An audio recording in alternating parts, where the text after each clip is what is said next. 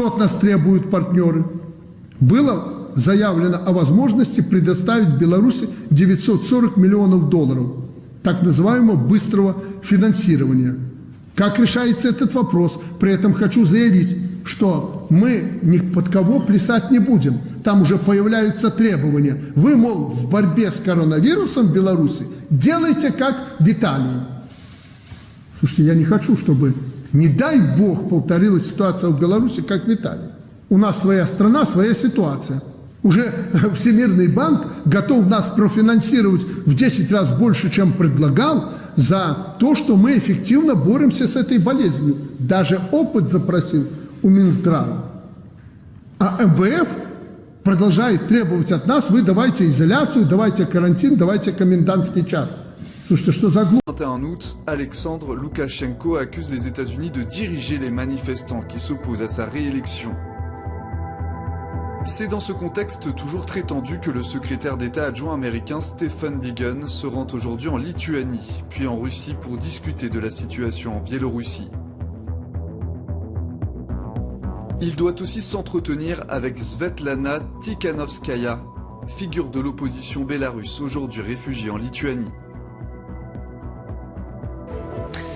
Des dizaines de milliers de manifestants aujourd'hui à Minsk, en Biélorussie, contre le président réélu il y a 15 jours, Alexandre Loukachenko, au pouvoir depuis 26 ans.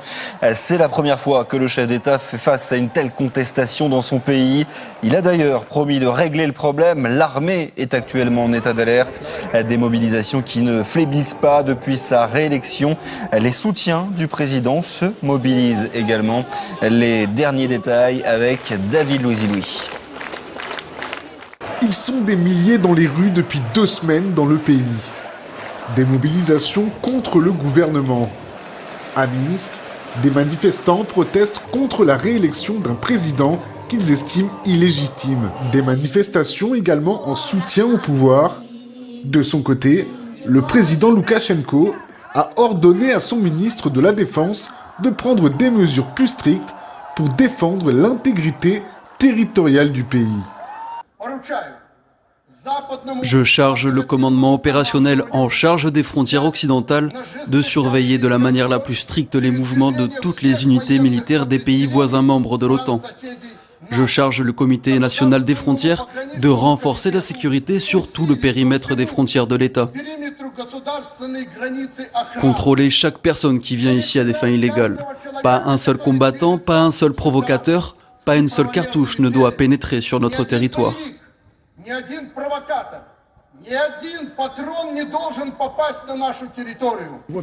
Une situation politique tendue dont l'issue reste incertaine.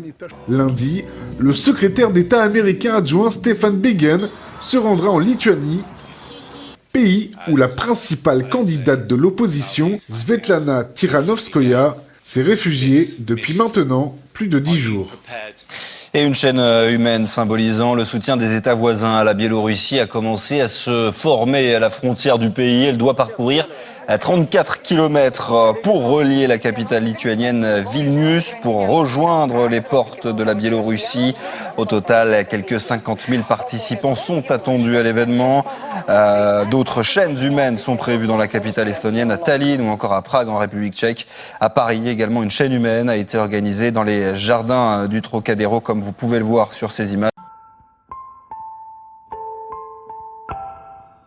Вот когда закончится коронавирус этот, и не вирус, а психоз, я вам много чего интересного расскажу. Очень много. А вы подумайте для начала над 2 вопросами. Первый вопрос. Коронавирус – это рукотворная инфекция? Или случайно из воздуха она появилась? Кому она нужна была? Второй вопрос. В мире, начиная от моих коллег-политиков и заканчивая ниже, и другие, попытались использовать в своих целях и интересах эту вирусную болезнь или психоз. Кто-то объявил, что это война, надо желтые жилеты вернуть с улиц, куда-то свернуть. У кого-то выборы, у кого-то еще чего-то, и каждый начинает вертеть, крутить.